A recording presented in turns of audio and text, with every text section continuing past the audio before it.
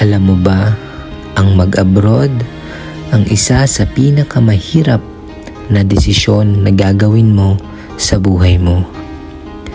Dahil kailangan mong mag-ibang bansa para sa pamilya mo. Sobrang mahirap, lalo na't mawalay sa pamilya mo. Bawat minuto, bawat oras, bawat araw, at bawat taon na hindi mo sila kapiling. Lahat ay titiisin para mabigyan lamang sila ng magandang buhay na masagana. Kahit na ang kapalit nito ay ilang taon na mawalay sa kanila.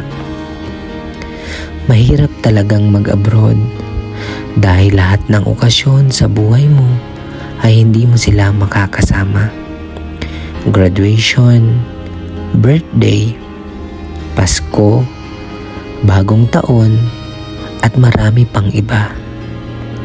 Mag-isa mo itong haharapin.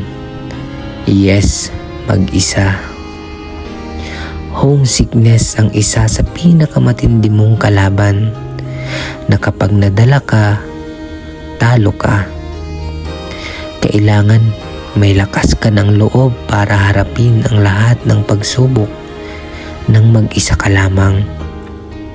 Dahil bukod tanging sarili mo lang ang aasahan mo at tutulong sa'yo. Bayaning maituturing ng bayan, pero bayani nga ba talaga? Nakakalungkot mang isipin, pero yan ang totoong realidad. Kapag nag-abroad ka, marami kang matututunan. Matututo kang maging malakas na harapin ang lahat ng pagsubok. Lalo na sa buhay mo, matututo ka ding magdesisyon sa sarili mo. Makikisalamuha sa iba't ibang klase ng ugali ng tao. Kaya ikaw, kung ikaw ay mag-abroad, dapat handa ka.